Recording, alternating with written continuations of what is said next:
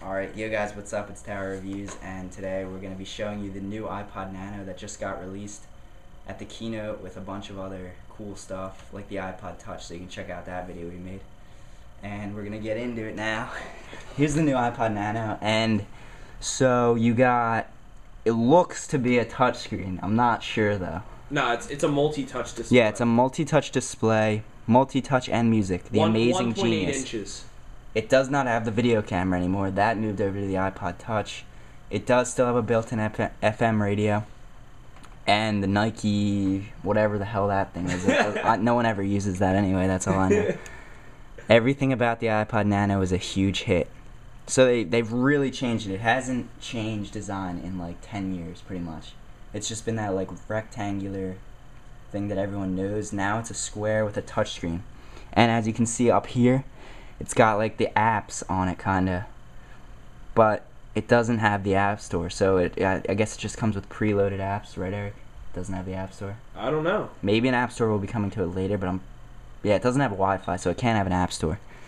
Yeah, but it looks like just the preloaded app. It's gonna be easier to access. So the preloaded apps that I can see are Playlists, Now Playing, Artist, and Genius Mixes. But it looks like it has 4 home screens, so they probably have other stuff on there. It's like just games. overall easier to access because I think really what the menu sucks. The click wheel was really innovative when it first came out, but then it started getting really like just kind of tacky. It was really slow, and it ended up it takes forever to scroll down.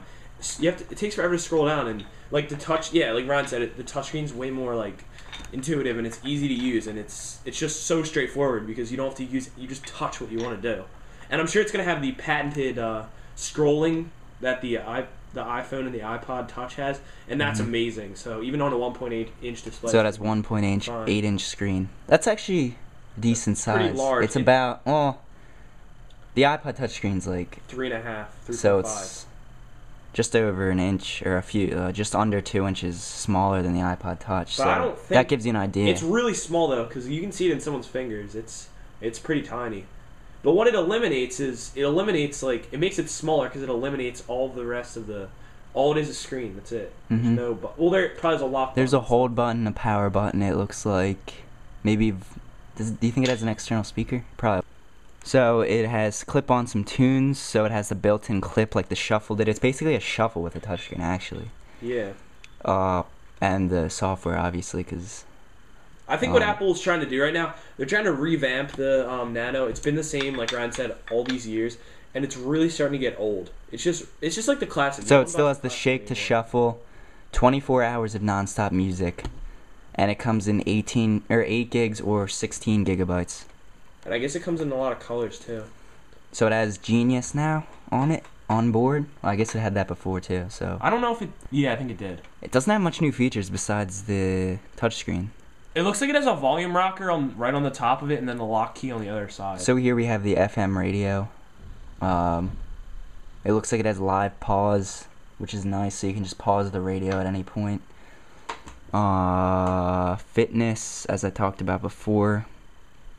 You can clip on, so it's a really nice workout device. It also looks like you can rotate the display. I don't think it has an accelerometer. But it looks like you can just rotate the display. Oh, from this right here? Yeah. Yeah, it shows a picture of it upside down. It really kind of seems... Yeah, that's a nice feature, actually. It really kind of seems a little... If you have it clipped on your leg for sex. There it is right there next to an iPod Touch. Yeah, so and it looks so small. Yeah, I'll try to zoom in a little bit. That's actually ridiculous. It looks so dumb.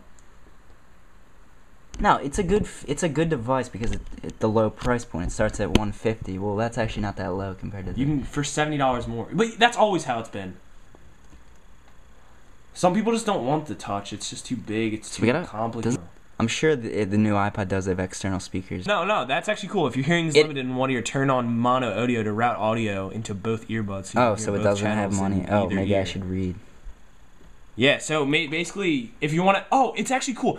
Even if you don't have a hearing... Like, you know how sometimes you want to, like listen to your iPod with one headphone in? Yeah. And, like, sometimes songs have, like... the beat on one side and the words on the other side, so like you can't get both. You can direct all the audio to one side so you can listen to everything on the one side, which is pretty cool. Yeah, that's actually. Good. We're gonna compare it to the iPod Touch now. It's actually not that much bigger than the Shuffle, so what Still the heck? have the iPod class. Yeah, it's basically a Shuffle with a touchscreen. And the Shuffle really, we're gonna put the Shuffle in here because it sucks, but it went down to $50. It only comes in 2 GB, and it went back to its old style kind of. It's just a square with buttons on it. That's it. They really don't and then specify. It has voiceover as well. We have to get our hands on one. Yeah, we're gonna put an annotation in this video if it has speakers or not for you guys. So it's probably already gonna be up by the time. I would suspect that it would have an internal speaker since the last generation did. The only reason I doubt it is because they got rid of the video camera.